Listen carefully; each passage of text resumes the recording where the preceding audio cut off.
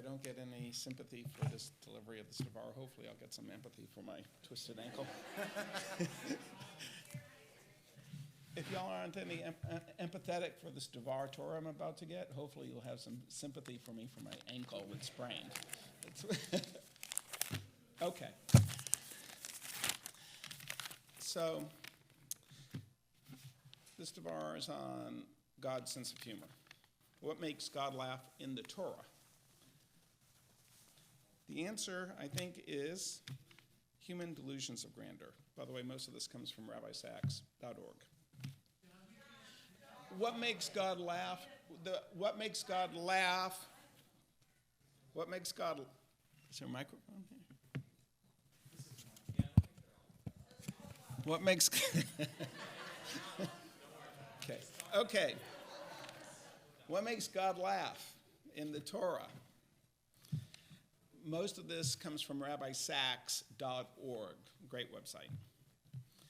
The answer, I think, and Rabbi Sacks thinks, is when he sees human delusions of grandeur. To God, it's absurd when humans think that they themselves are God or godlike. I will give 3 examples of God laughing in the Torah. Our Parsha Balak, the story of the Tower of Babel, and about how the Egyptians acted with the first 3 plagues. And I think that we could see God laughing in each of these cases over human arrogance and human folly. So what about Balak? We read in this that the kingdom of Midian feared the Israelites. So the king of Midian is Balak. He hires the prophet Balaam to curse the Israelites. Who here thinks that Balaam actually existed? Show of hands. Well, he did. Verse 5 of the Parsha states his full name, Balaam ben Beor, Balaam the son of Beor. And amazingly, there was an archaeological discovery in 1967 by the Jordan River in an ancient pagan temple inscribed on the wall that referred to an ancient seer, a sorcerer, by the name of Balaam ben Beor. And the description of him very much parallels the description in the Torah. So he was a well-known figure in the region. Balaam is supposedly an awesome prophet, actually more, the word should probably be a sorcerer. In our Parsha, the king Balak sends Balaam to curse the Israelites. And Balaam rides on a donkey, and an angel blocks the path. Balaam is, the donkey sees the angel, but Balaam cannot see it. So instead of Balaam seeing the prophet, the donkey is the prophet, and we end up laughing at Balaam, specifically in light of his delusions of grandeur. So the people in biblical days believed in sorcerers, magicians of all sorts, gods of all sorts. In fact, many of their leaders did consider themselves to be gods, or at least godlike. In contrast, the Torah teaches that it is only God who is in control of nature. No person is God. Instead, each of us in our soul has a breath of God, which gives us human dignity, God-given freedom of choice, the freedom to make meaningful moral choices and to connect back to our Creator. So let's look at another funny story in the Torah. This story is the Tower of Babel, which didn't seem that funny to me when I read it in Genesis. But many stories like this one take place shortly after the agricultural revolution. The Euphrates and the Nile rivers provided the water needed to fuel the rise of the Mesopotamian states, Sumeria, Babylon, Egypt. The first large civilizations appear, and they are horrifically tyrannical. This historical fact is key for my understanding of much of the Torah. The rulers at the time the Torah is being written, the rulers see themselves as gods, or at least people with the power to influence the gods. Torah is a protest against such tyrannies and against such a worldview.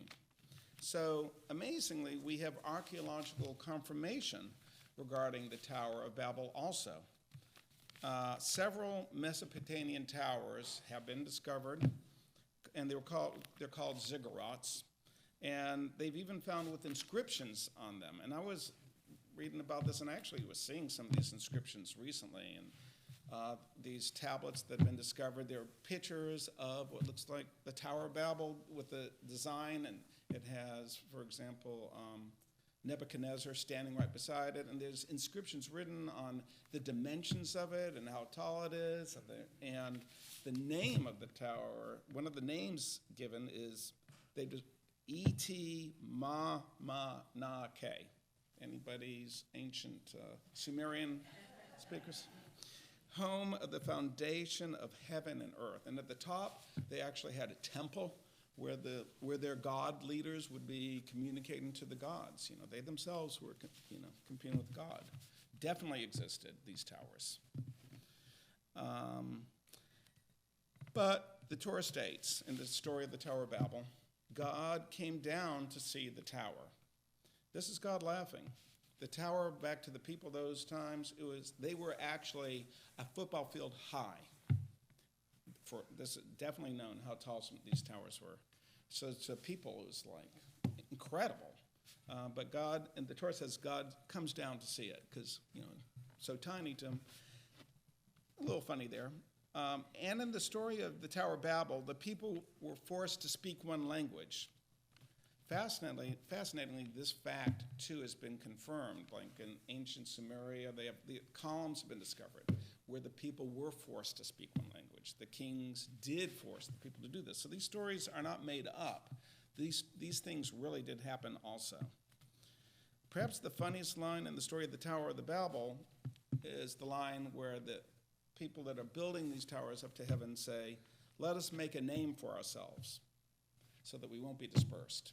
Well, they do get a name for themselves. It's Babel, which means to talk nonsensically. And then they're immediately dispersed. Okay, well, what about, so they were full of themselves, arrogant. They thought they were like gods, just like Balaam.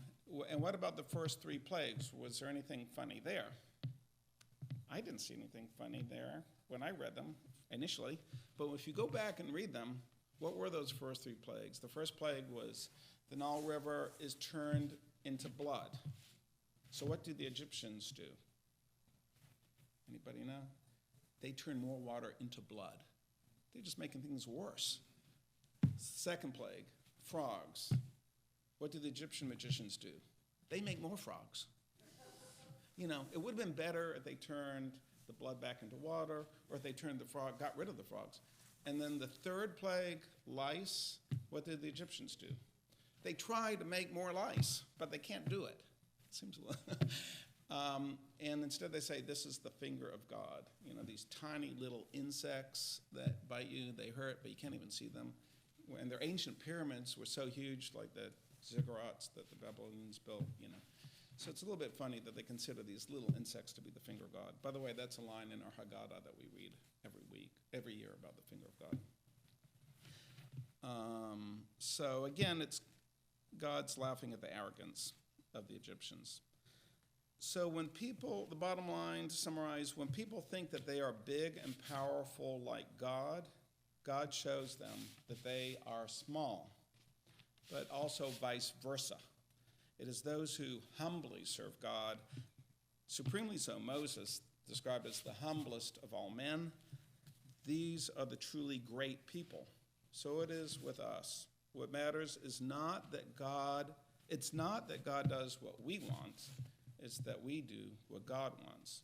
God laughs at those who think that they have godlike powers. The less arrogant we are, the better. The more we serve a higher purpose, the better. The more humbly we serve God, the greater we become.